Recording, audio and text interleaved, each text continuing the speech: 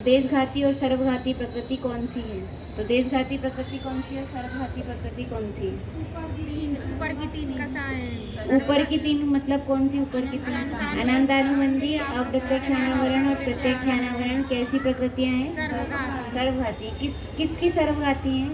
चारित्र की अपेक्षा, संयम की अपेक्षा। किसकी अपेक्षा? संयम का क्या करती है? सर्वघात करती है। तो संयम की सर्वघाती और देशघाती कौन कौन सी है? संजुलन 4 और 9 कसाय। 9 कसाय भी कैसी है? देशघाती है। 9 कसाय भी कैसी है? देशघाती है। ध्यान रहेगा। अब देखिए, फिर उसके बाद राग और द्वेष में बताया था कि इस प्रश्न में बहुत सारी चीज उनने एक साथ ले ली। राग और द्वेष कि जो कषाय हैं वो राग रूपी हैं और द्वेष रूपी हैं। तो 12 कषाय तो कैसी कही है? द्वेष रूप। और 13 कषाय कैसी है? राग रूप। 13 और 12 कितनी हो गई? 25 कषाय हो गई। तो 25 कषाय में राग रूप कषाय और द्वेष रूप कषाय, ठीक है। 25 कषाय में राग रूप कषाय 13, द्वेष रूप कषाय 12 है।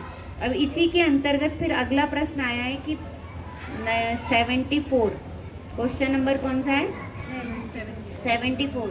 तो क्वेश्चन नंबर 74 में क्या कहा कि राग कषाय जीव का अधिक नुकसान करने वाली है या द्वेष कषाय?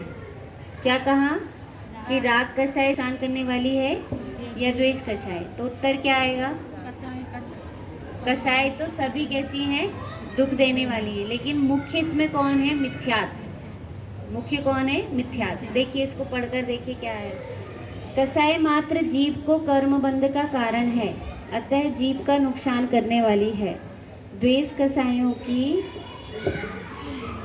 कषायों की तुलना में राग कषाय अधिक सूक्ष्म होती है। जीव अनादि से द्वेष को तो बुरा जानता है, लेकिन राग को बुरा नहीं जानता। वास्तव में राग ही द्वेष का कारण बनता है। कषाय के मूल कारण को नहीं पहचानता। कषाय का कारण मिथ्यात्व है।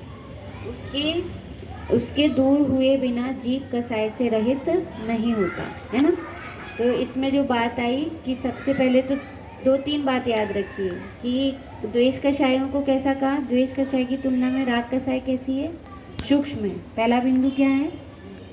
राग कषाय कैसी है? सूक्ष्म है। और द्वेष कषाय कैसी है? स्थूल है। एक बात। दूसरी बात क्या है कि द्वेष को तो बुरा जानता है, राग को बुरा नहीं जानता। ये दूसरा बिंदु। राग सूक्ष्म है, द्वेष स्थूल है। एक बात ये हो गई। और फिर क्या कहा? द्वेष को तो बुरा जानता है पर राग को बुरा नहीं जानता। फिर क्या कहा? राग से ही द्वेष का कारण, राग ही द्वेष का कारण बनती है। राग ही किसका कारण बनती है? द्वेष का कारण बनती है। और कषाय का मूल कारण तो कौन है? मिथ्यात्व। मूल कारण कौन है कषाय का? मिथ्यात्व। ठीक है, 3 चीजें याद रहेंगी। क्या क्या बोला? एक तो कहा सूक्ष्म है। पहली बात क्या कही? सूक्ष्म है। कौन सूक्ष्म है? राग सूक्ष्म है ना। राग सूक्ष्म है, द्वेष इतना सूक्ष्म नहीं है, स्थूल है। फिर अनादिकाल से जीव राग से को क्या करता है? हाँ, राग को तो बुरा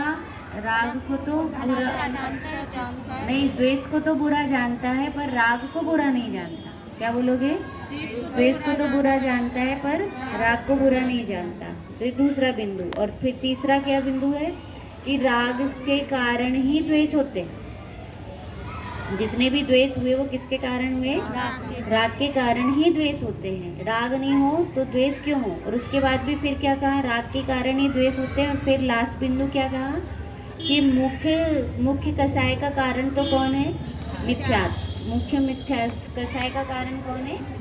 मिथ्यात्व। यदि मिथ्यात्व को समझ लें तो क्या नहीं होगी?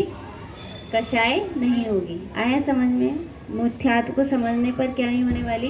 कषाय नहीं होने वाली। तो ये इसमें कहा। चलिए अब बताएंगे सबसे पहले कि अपन को अपने जीवन में राग सूक्ष्मता से पकड़ में आता है क्या क्या अच्छा लगता है। देखो, बुरा इसमें कहा ना, राग को तो बुरा जानता है पर वो द्वेष को तो बुरा जानता है पर राग को बुरा नहीं जानता।